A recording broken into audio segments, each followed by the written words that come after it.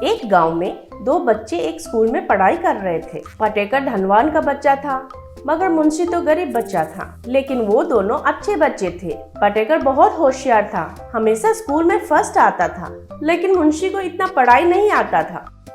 एक बार पाटेकर एक wooden tiger का खिलौना लाकर मुंशी को दिया। फिर पाटेकर, दोस्त, मेरा पिता का ट्रांसफर हो गया है, कल ही हम जा रहे हैं। हमारे दोस्ती के लिए ये खिलौना तुम्हारे पास रखो, फिर कब मिलेंगे कि क्या है, कहकर खिलौना दिया। तब मुंशी उसे गले मिलकर दुखी हुआ। ऐसे कुछ साल बीत गए। मुंशी बड़ा होकर पढ़ाई ठीक से ना करने की वजह से पिता का पारंपरिक व्यापार में चाट मसाला बेचने का काम करने लगा। उसकी बीवी और बच्चे थे। मिले हुए कमाई से सही गुजारा ना होने की वजह से मुंशी हमेशा दुखी होता था। पाटेकर तो अच्छा पढ़ाई करके कलेक्टर बन गया। भ्रष्टाचारों को सजा देते हुए, गरीब लोगों को मदद करते हुए बहुत अच्छा नाम कमाया। एक बार पाटेकर उसके ऑफिस में बैठकर काम कर रहा था, तभी पियोन आकर एक वुडन टाइगर खिलौना को लाकर पाटेकर को दिया। फिर पियोन, सर, बाहर कोई आदमी आकर इस खिलौना को देकर आपको देने के लिए कहा। मैंने कहा सर बिजी है, बाद में आने के लिए, लेकिन वो नहीं मान रहा है सर।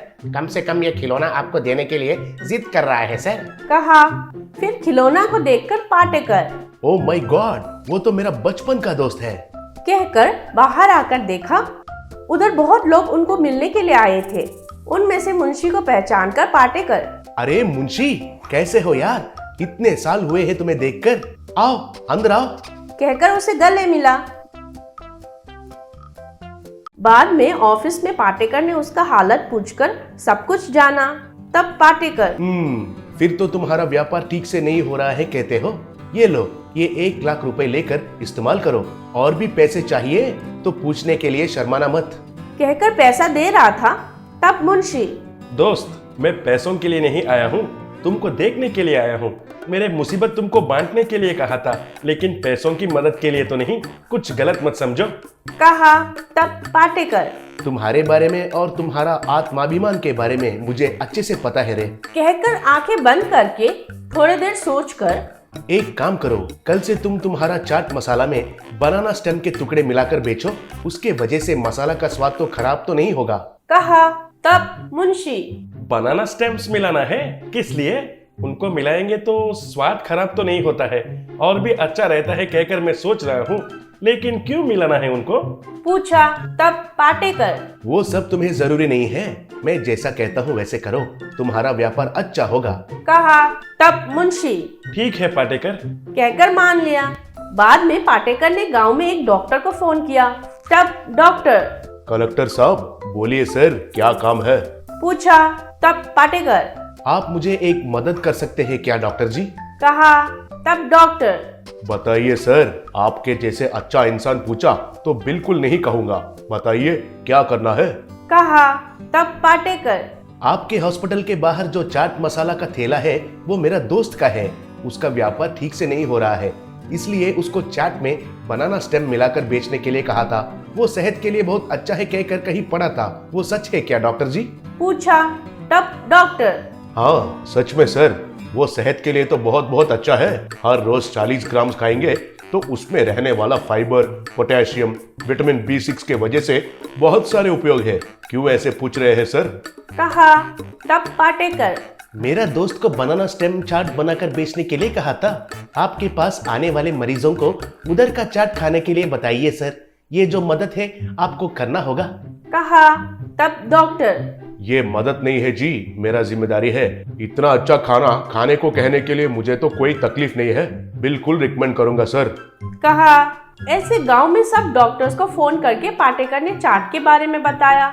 तब सारे डॉक्टर्स उनके पास आने वाले मरीजों को उधर चाट खाने के लिए कहने लगे। तब मुंशी के ठेले के पास भीड़ बढ़ गया था। वो बनाना स्टेम्स को टुकड़े करके चाट में मिलाकर लोगों को देते हुए व्यस्त बन गया था। पैसे अच्छे से मिलने लगे।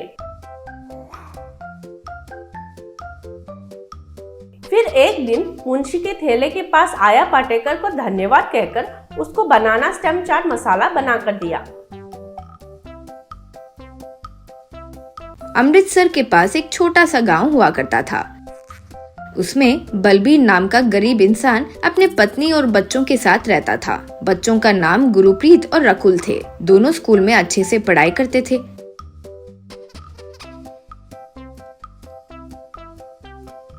बलबीर और उसकी पत्नी एक बंडी पर रोटी, चिकन, मटन बेचते थे। वहाँ ये सबसे ज्यादा उनका बनाया पंजाबी बॉइल्ड एग टिक्का बहुत मशहूर था। पहले वो मुर्गी के अंडे को उबालकर उसका छिलका निकालते थे, फिर उसे अच्छे से तेल में पकाकर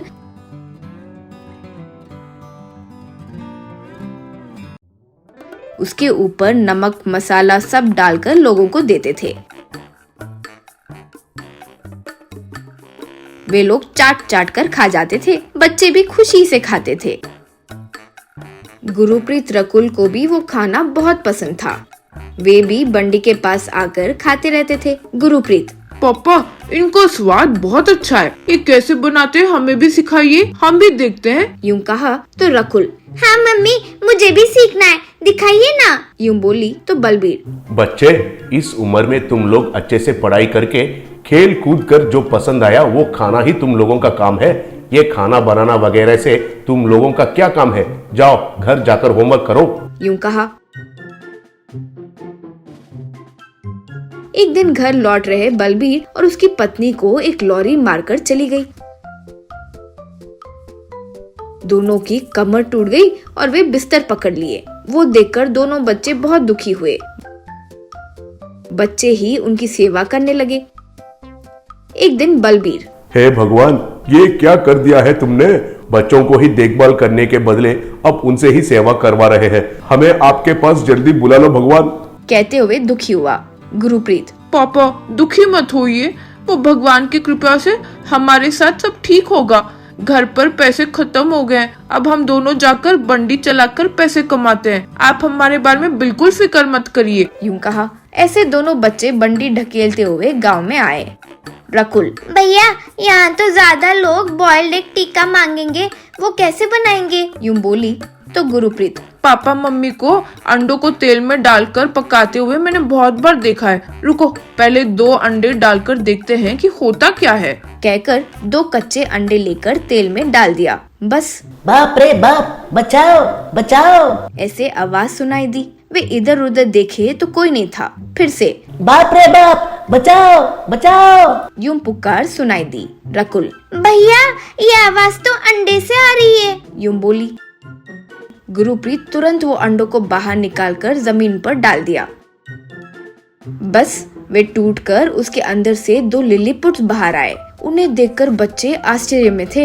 एक, हमें कुछ मत कीजिए, हम पड़ोसी लिलीपुट देश से आए हैं। हम जब नदी से आ रहे थे तो हमारा नाव डूब गई है। यूं कहा तो दूसरा, हम रास्ता भटक गए थे तो एक मुर्गी ने हमें खा लिया था। इसकी वजह से हम ये अंडों में आ गए हैं। कृपया करके हमारे मदद कीजिए। यूं कहा तो गुरुप्रीत, हम आपको कुछ नहीं करेंगे। अतिथि देवो भव, ये हमारी देश की संस्कृति है। हम जरूर आप लोगों की मदद करेंगे। यूं कहा तो एक, आप छोटे बच्चे हो ना, तो ये बंडी क्यों चला रहे हो? यूं पूछा। गुरुप्रीत जो हुआ वो बताकर दुखी हुआ। वो सुनकर वे भी उदास हो गए थे। फिर गुरुप्रीत अपने पास जो नाव का खिलौना था उसमें उन्हें बिठाकर आराम से जाकर आइए। रास्ते पर आपको खाने पीने के लिए पानी और कुछ खाने का सामान भी रखे हैं। यूं कहा तब एक लिलीपुट, छोटे बच्चे हैं लेकिन दिल से कितने बड़े हैं। आप लोग इतनी मुश्किल में हैं तो हम यूं ही देखते चुप कैसे रह पाएंगे? रुको, कहकर हाथ घुमाते ही वहाँ बहुत सारा सोना प्रकट हुआ। तब एक और लिलीपुट, इस सोना से आपका माता पिता को ठीक कराओ और खुशी से रहो। कहकर टाटा कहते हुए चले गए।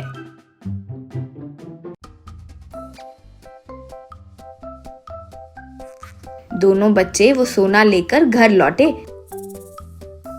अब वे सब बड़े बंगलों में रहकर कार में घूमते हुए खुशी से रहने लगे।